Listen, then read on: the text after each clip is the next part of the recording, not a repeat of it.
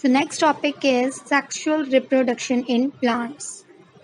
Sexual reproduction in plants. Flower. A flower is a reproductive part of a plant. It is attached to the stem via a stalk called pedicel. The tip of the pedicel is swollen is called thalamus. Flowers that do not have pedicel are called sessile flowers. As you can see the picture of flowers on the right side of the video, the flower without stalk or pedicel is called sessile flower, or the flower with stalk or pedicel is called pedicellate flower. The flower usually contains four parts: sepal, petal, pistil, and stamen. Stigma, style, and ovary combine to form pistil or the female reproductive part of a flower. Anther and filament combine to form stamen or male reproductive part of a flower. Sepals and petals. First, sepals. Sepals are green part of the flower and they are collectively called calyx, and they protect the flower in the bud stage. Second, petals. Petals are the colored part of the flower and they are collectively called corolla. They make the flower attractive and also attracts insects and birds for pollination. Stamens. Stamens are the male reproductive part of the flower. Collectively, they are called androecium. Each stamen consists anther and filament. An anther is bilobed and it contains pollen grains. Pollen grains look like yellow powdery substance and they contain the male reproductive cells. Second, pistil. Pistil is the female reproductive part of the flower.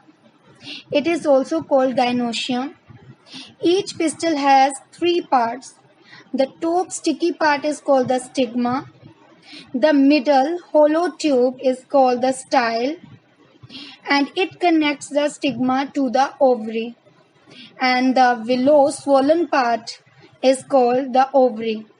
And the ovary contains ovules and ovules contain female reproductive cells, that is egg or ovum.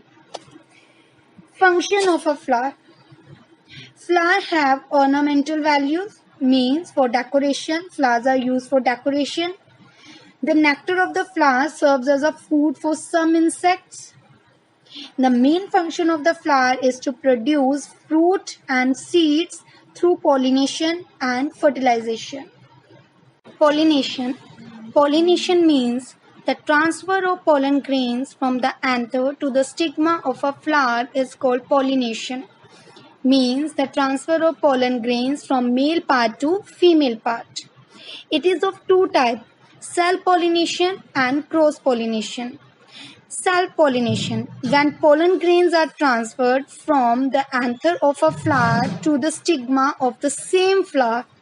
As you can see in the picture, the transfer of pollen grain from the anther of the same flower to the stigma of the same flower. This is called self-pollination and it is occur in pea, wheat and rice.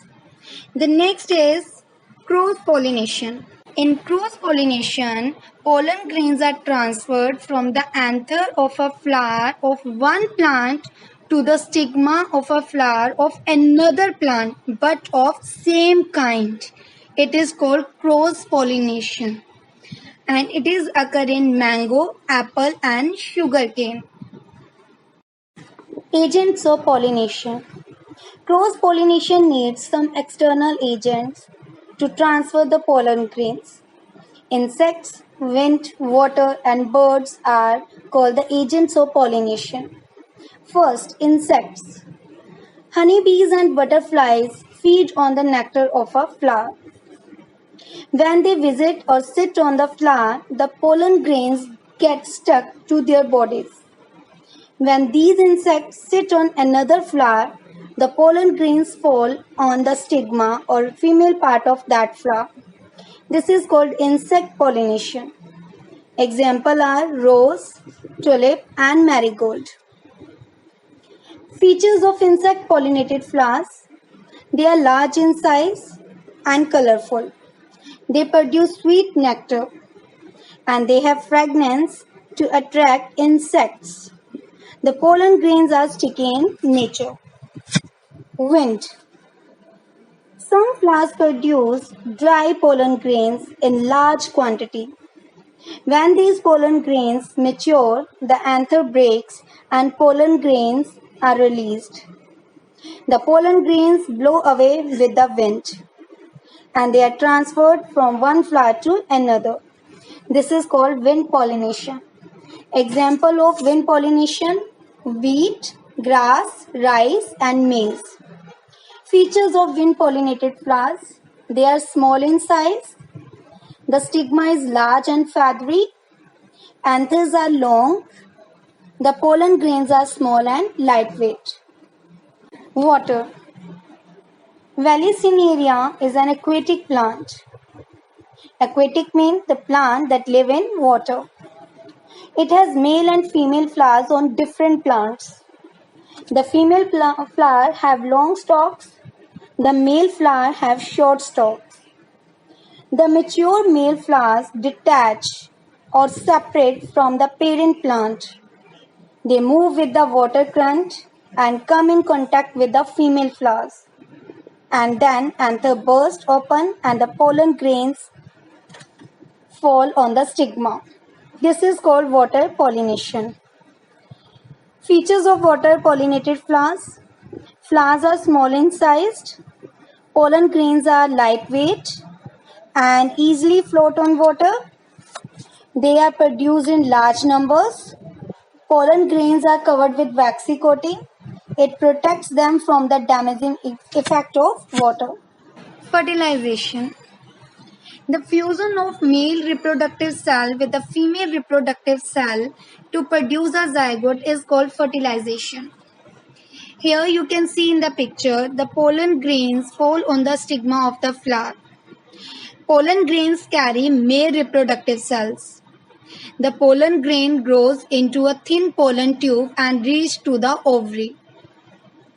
The male reproductive cells move down to the ovule through the pollen tube. After that, the tip of the pollen tube bursts and the male reproductive cells released. So here, the male reproductive cell fuses with the female reproductive cell, that is egg. And the cell formed after fusion is called zygote. So this is the process of fertilization. Formation of seeds and fruits means changes after fertilization. After fertilization, ovary develops into a fruit and ovule grows to become a seed. Now, what is fruit? A fruit is a ripened ovary. Ripened means mature ovary. The wall of the ovary is fleshy, like in papaya and tomato, and dry in pea and gram. So, a fruit may be fleshy or dry. Fleshy fruits. In some fruits, the entire pericarp is soft and fleshy, means juicy. They are called fleshy fruits. Example: grapes, tomato, and papaya. In mango and cherry, the epicarp means the outer layer and the mesocarp, the middle layer, are fleshy. But the endocarp means the internal layer is hard. Dry fruits. In some fruits, the pericarp is not fleshy but dry and hard. These are called dry fruits. Example: walnut, almonds, pea, and gram.